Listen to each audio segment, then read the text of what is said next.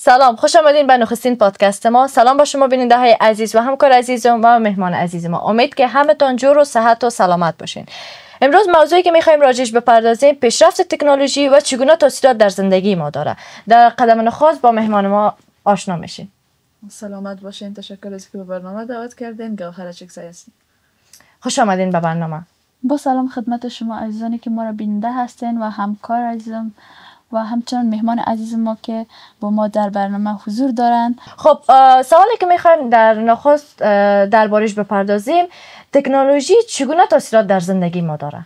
خب سلامت باشین. امروزه دنیایی را که شما مشاهده میکنین از چندین سال تا به امروز این هم نتیجه از تکنولوژی است. پس میتونیم بگوییم امروزه تکنولوژی به سرعت بیش از حد خود روان است و نتیجهش ما امروزه در دنیا میبینیم که بالای اقشار مختلف از جامعه تاثیرات خود داره. پس میتونیم بگیم تکنولوژی امروزه سریع بوده و نتایجش هم در جهان نمایان است. خب پیشرفت تکنولوژی را شما در چه چیزها میتونید ببینید؟ خب پیشرفت تکنولوژی را امروزه در رشته های مختلف یا در مورد مختلف میتونیم مشاهده بکنیم. از جمله میتونیم در بخش طبی، در بخش فناوری یا هم بگیم در بخش حمل و نقل، در بخش ارتباطات تکنولوژی به وضوح دیده میشه. خب به خاطر وضاحت بیشتر موضوع تکنولوژی من هم میخوایم یک تعریف از کلمه تکنولوژی داشته باشم. تکنولوژی به مجموعه ابزارها، وسایل و مهارت‌های گفته میشه که انسان‌ها به خاطر ساده ساختن و آسان ساختن کارهای خود از استفاده میکنن. تکنولوژی در حقیقت از دو کلمه تکنا و لوژوس که هنر علمی باشه گرفته شده و در کل گفته میتونیم که تکنولوژی به استفاده علم و دانش به منظور بهبود کیفیت زندگی انسان‌ها گفته میشه. تشکر از شما همکار عزیزم. و سوال دومی که میخوایم مطرح کنم، دیدگاهتان در پیشرفت تکنولوژی در بخش درمان مریض ها چی هست؟ خب امروزه باز هم بگویم که در بخش طبی ما امراض مختلف را از وجود آمدنش شاهد هستیم. مثلا اگر میتونیم بگویم ویروس کرونا را نام بگیریم یا مثلا سرطان، اینا و مریض هایی که هستن این در سابق ناشناخته بودن.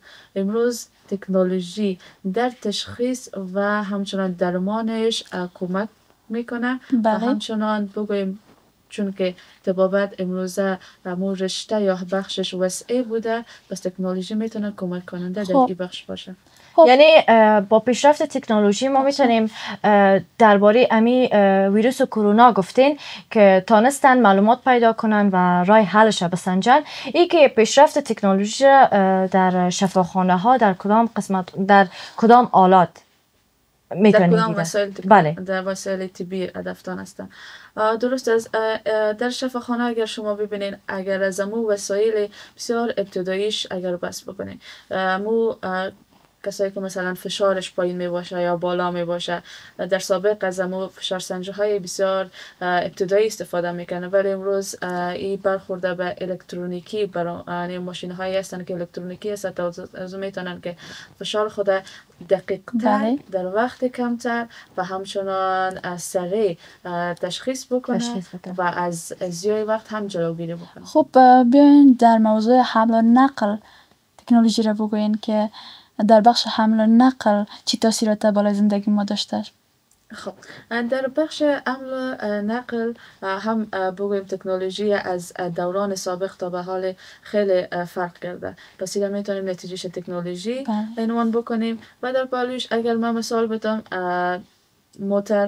موتورسیکل یا هم امروزه که موتورهای پرنده به خاطر ازدحام بیشتر بعض از شهرهایی که جمعیتشان بیشتر می باشه، به خاطر از اینکه بتونن زیای وقت جلوگیری بکنن و یک مسافر بر وقت کم و سهولت از یک جا به جای دیگر منتقل بکنن، پس این تکنولوژی بوده که موتورهای پرنده را ساختن و میتونن به وقت کمتر از یک جا به دیگر جای برن. پس میتونم بگم در حمل و نقل هم تکنولوژی سهم داشته و در پیشرفتش هم مایل دیده میتونه. و در بخش ارتباطات خب در بخش ارتباطات امروزه اگر جهان رو ببینیم بر ما شما هر گوشش میتونیم از حال احوالش با خبر شویم. اگر ما در افغانستان زندگی میتونیم از فامیل خود که در قاره های دیگه هستن چون امریکا و استرالیا، اروپا و آسیا یا در آسیا که هستیم از کشورهای دورتر از ما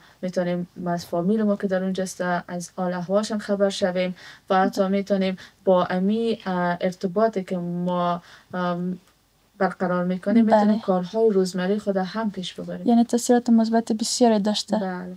خب اینجا با اینکه آشنایی پیدا کردیم پیشرفت تکنولوژی در چه چیزها بود، فعلا میخوایم بالای بحث کنیم که چگونه بهره برداری از تکنولوژی در زندگی خود داشته باشیم. یعنی میگن چگونه فایده ببریم. چگونه فایده یعنی مفید استفاده کنیم یا مفید واقع شود بر ما. بله.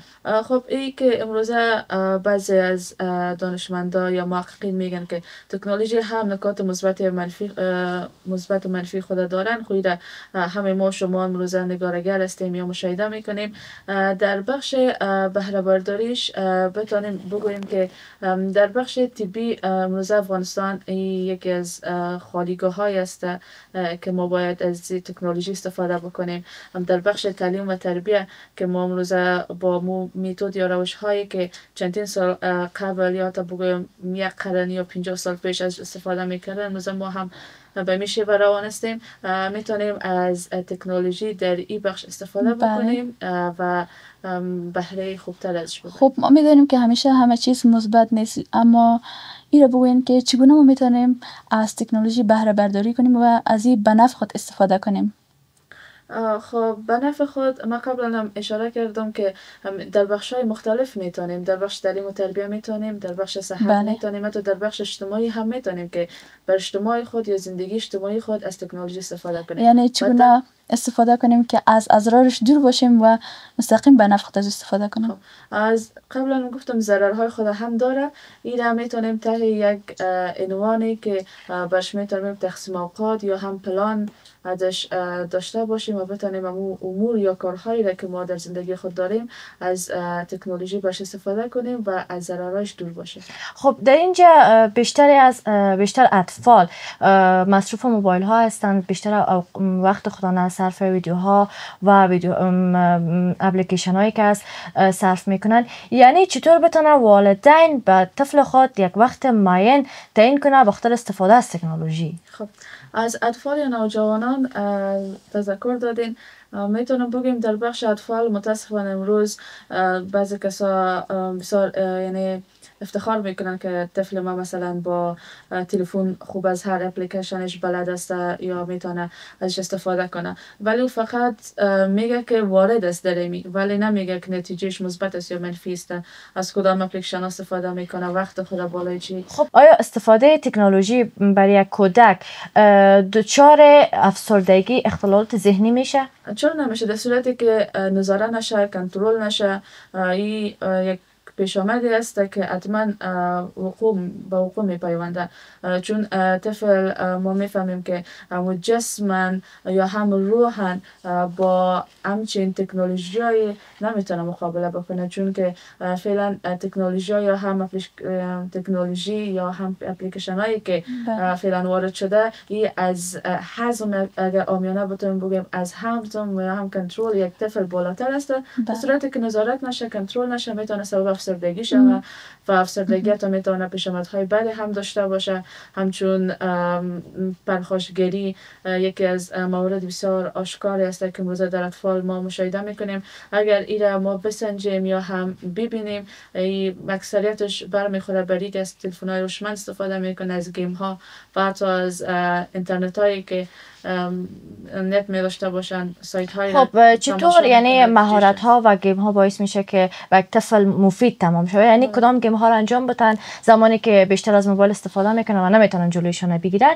یعنی چی بازی ها رو انجام بدن و چی مهارت ها رو ببینن که باشن مفید واقع شه؟ بله، بعضی از گیم هایی هست که مثلا سبب از این میشه که اطفال بیشتر تمرکز داشته باشن و راه حل بعضی از موضوعات هم میتونن از روی زوم گیم ها هم دریافت بکنن. اگر به طور نمونه بگیم گیم های هستن که با رنگ های بسیار جذاب طفل وادار به این میکنه که مثلا از او خانه بسازه یا هم یک تنظیم بکنه یک موقعیت را که سبب میشه که تمرکز یک طفل بالاتر بره و همچنان تشخیص میتونه بتن رنگ ها را، حتی میتونه اعداد، حتی گیم های هستن که میتونه با او ریاضی را یک طفل یاد بگیره. پس اپلیکیشن های خوبی هم هستن ولی بعضیشان متاسفانه مثبت نیست بلکه منفی هست و ضرر هم. خب تاثیرات منفی تکنولوژی بالای کودکان چی هست؟ میتونن که یک کمی بیشتر بگو اینجا چی؟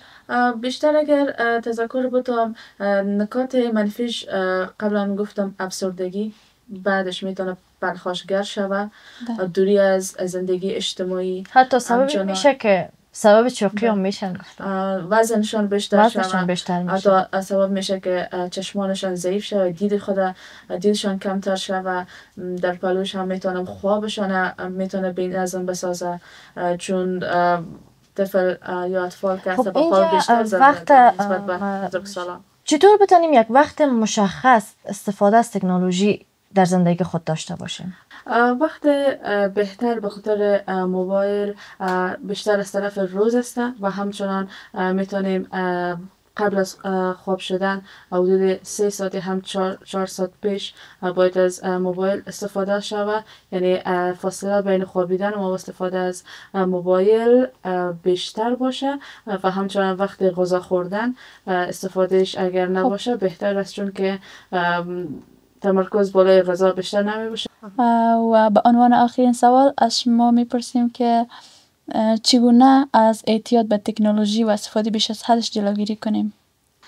وقتایی که میتونیم از تکنولوژی استفاده بکنیم یا هم از موبایل های شما از روزانه میتونیم حدود 1 ساعت یا هم 1.5 ساعت بیشتر 2 ساعت استفاده بکنیم و حتی بگیم وقتی که استفاده هم میکنیم باید این رو مد نظر بگیریم که کدام برنامه ها رو تماشا میکنیم و اگر بهتر و خوبتر باشه میتونیم 3 ساعت هم از استفاده کنیم که در او بخش هم میتونیم بخش آموزشی رو درش اضافه کنیم و چیزایی که آموزنده باشه و حتی بتونیم از طریقش کسب درآمد هم بکنیم. در این قسمت برنامه به این نتیجه رسیدیم که پیشرفت تکنولوژی هم تاثیرات منفی و هم مثبت خود داشته و در اخیر گفتنی آخرتان به والدین ها و کسانی که بیشتر از تکنولوژی استفاده میکنن چی هست؟